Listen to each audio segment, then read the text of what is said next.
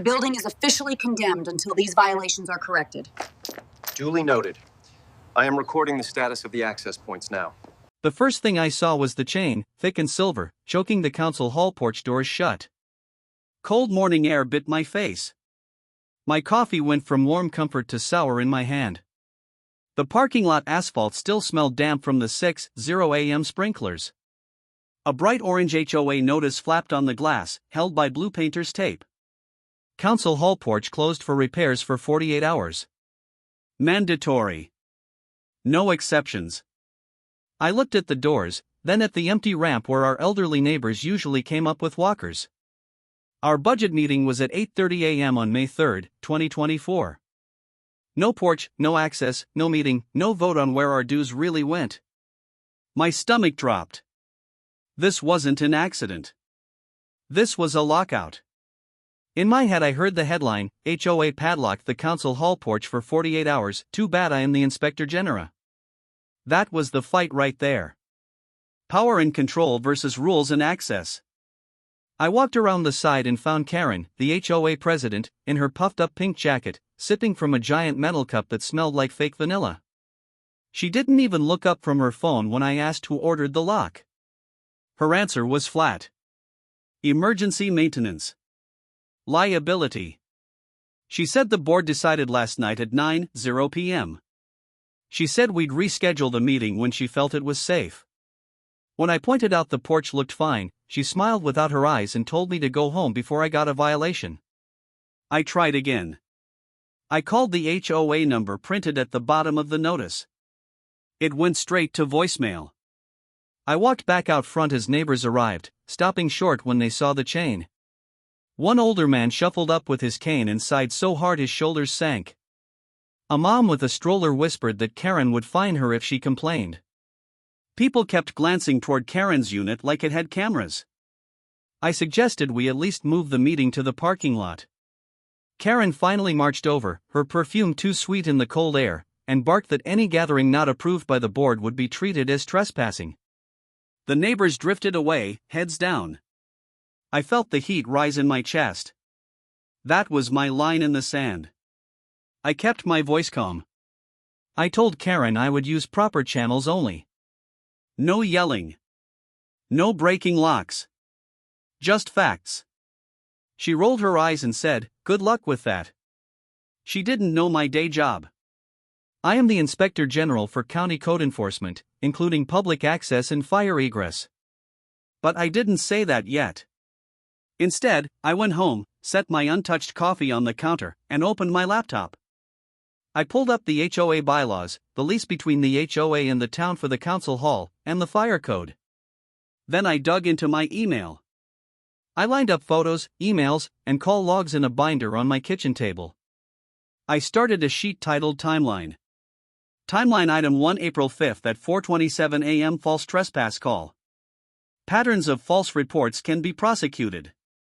Once I had my own notes, I filed a public records request with the town and the police. I asked for every complaint and email from the HOA about the council hall porch for the last 12 months. A week later, the clerk handed me a thick folder. The file landed with 63 pages. I sat in my car and flipped through it. There were 18 complaints from Karen and 2 other board members, all around meeting days. Noise. Loitering. Trespass. Threats. Every time, the reports were closed as unfounded. Still, they kept calling. I highlighted the dates that matched nights when neighbor votes had been cancelled. Then I wrote a simple summary for the town council and attached photos of the padlocked porch, with the date stamp May 3, 2024 at 8:12 a.m. The town scheduled a special hearing for May 20 at 7:00 p.m. in the same council hall. This time, there was no chain. The room buzzed. Neighbors packed every folding chair. Phones were out, cameras ready. Karen walked in late with 2 board members, wearing matching navy blazers like they were about to run a cruise ship. Her smirk faded when she saw the fire marshal, the police chief, and my boss from the county sitting at the front table. I stayed near the back until the clerk called my name and title. When I stood and walked to the microphone, several people's mouths actually dropped. I explained, in small words, that locking a main access porch to block a lawful meeting was a serious violation of both the fire code and the town's agreement with the HOA. I showed the photos on the projector. The room went very quiet. Then came the twist. I put the records on the table and walked the council through the pattern. Complaint after complaint, all traced back to Karen and her inner circle, always before key meetings. I read my summary out loud, steady and slow. The police chief confirmed that none of the reports had any proof. The fire marshal said the padlock on May 3rd wasn't authorized by any contractor. My boss explained how the county could fine the HOA for each day the porch was blocked.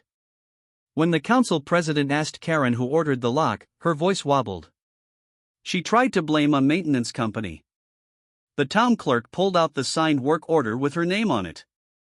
A neighbor in the back whispered, "Oh, she's done," and someone else laughed so loud they had to cover their face. Phones were up, recording every second.